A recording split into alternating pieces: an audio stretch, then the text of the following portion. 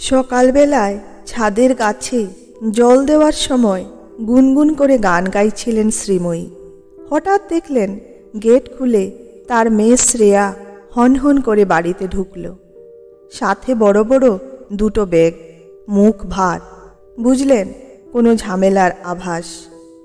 বিয়ে হয়েছে সবে 7 মাস, এর মধ্যে কি এমন হলো যে? যাই হোক, শ্রীময়ী তাড়াতাড়ি নিচে নেমে এলেন। সবটুকু শুনে যা বুঝলেন, প্রেমের পর বিয়ে হওয়ার এক্সপেকটেশন ছিল প্রচুর, কিন্তু বিয়ের পর কঠোর বাস্তব সেই ভুল ভাঙিয়ে দিয়েছে। যাই হোক, গৌতমবাবু এসব শুনে মেয়ের দুঃখে প্রচণ্ড ভেঙে পড়েছেন, রাগারাগি করছেন ভীষণ। তার মেয়েকে এত কষ্ট দেওয়ার সাহস হয় কি করে অর্কর?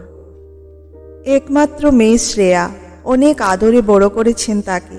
স্বভাবতই গৌতমবাবু ক্ষুব্ধ। শ্রীময়ী চা করে এনে কাপটা টেবিলে রাখলেন। গৌতমবাবু বললেন, তুমি কিছু বলছো না যে? শ্রীময়ী সোফায় বসে বললেন, 30 বছর আগের আর এখন বাড়িঘর, সাজ পোশাক সব পাল্টালেও মানসিকতা সবার একই আছে। তা মোটেও পাল্টায়নি, সেটাই বুঝলাম। বিয়ের পর রাতে ঘরে দরজা বন্ধ বাদে তোমার সাথে ঠিক করে কথা পর্যন্ত বলতে পারতাম না, কারণ তোমার মা কি ভাববে। ছুটির দিন তুমি তোমার বন্ধু বান্ধব নিয়ে বাইরে ব্যস্ত, আর বাড়িতে থাকলে সারাদিন খাওয়া আর ঘুমের বাইরে কখনো কিছু মনে হয়নি। তারপর মেয়ে হলো, আমি মেয়ের দেখাশোনা, সংসার এসব নিয়ে যৌবন কাটিয়ে আজ বৃদ্ধ হওয়ার পথে। আমরা হয়তো স্বামী স্ত্রী, কিন্তু ভালোবাসা কি আমি জানি না। তাই শ্রেয়ার কথাও আমার কিছু বোধগম্য হয়নি। শ্রেয়া দরজার বাইরে দাঁড়িয়ে সবটা শুনে প্রতিবাদ করে উঠল, তুমি একজন হাউসওয়াইফ ছিলে মা, আর আমি চাকরি করি। আমি ঘরের কোণে বসে চোখের জল ফেলতে পারবো না। আমি অর্ককে ডিভোর্স দেব, তোমার সাথে আমার তুলনা করবে না তুমি।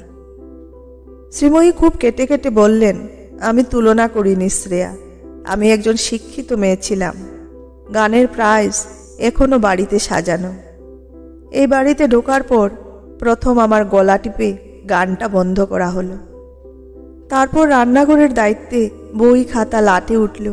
আমিও ভেবেছিলাম ডিভোর্স দেব, কিন্তু আমার যাওয়ার জায়গা ছিল না।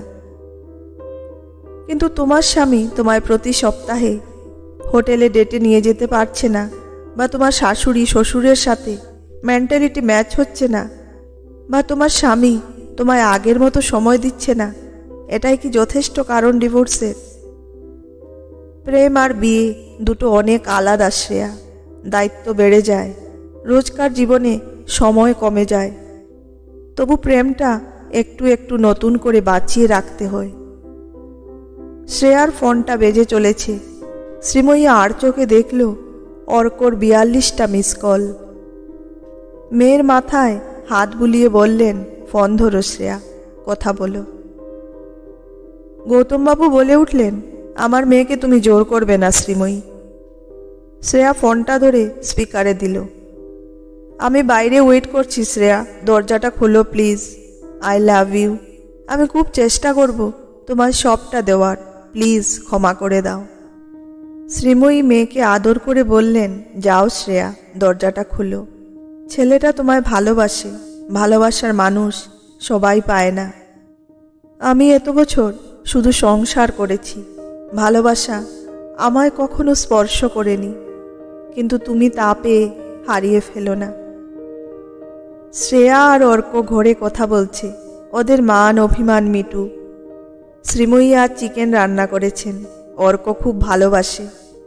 দুপুরে খেয়ে যাবে ছেলেটা। গৌতমবাবু রান্নাঘরে এসে ব্যঙ্গ করে বললেন, মেয়ের কাছে সহানুভূতি নিতে গেছিলে, আমাকে কেউ ভালোবাসেনি। অর্কর মতো এসব নাটক করলেই বুঝি ভালোবাসা হয়? যত সব আদিক্ষেতা। আমি তো শ্রেয়াকে যেতেই দিতাম না, তুমি আর তোমার নাটক। শ্রীময়ী হেসে বললেন, ভালোবাসলে এসব তোমার নাটক বলেই মনে হতো না। মান অভিমান না থাকলে সেটা সম্পর্ক না, বরং সেটাই নাটক। ভালোবাসি সেটা না বললেও তার দৈনন্দিন ব্যবহারেই তা বোঝা যায়। বলে এগিয়ে গিয়ে আবার এসে আস্তে করে বললেন, তুমি যেমন এখনো শ্রেয়া নামটা বাঁচিয়ে রেখেছ আমাদের মাঝে, এটাই ভালোবাসা। আমি জীবন সঙ্গী, কিন্তু মনের না। গৌতমবাবু স্তব্ধ হয়ে দাঁড়িয়ে রইলেন। এত বছর সবটা জেনেও শ্রীময়ী স্ত্রীর ভূমিকায় এত ভালো অভিনয় করেছেন যে গৌতমবাবুর অভিনয় যে শ্রীময়ী জেনে গেছেন সেটাই বুঝতে দেয়নি। হেরে গেছেন গৌতমবাবু। শ্রীময়ীর মনে যে তার কোনো জায়গা নেই। ডিভোর্স কি শুধু কাগজে হয়? মনের বিচ্ছেদ কি ডিভোর্স নয়?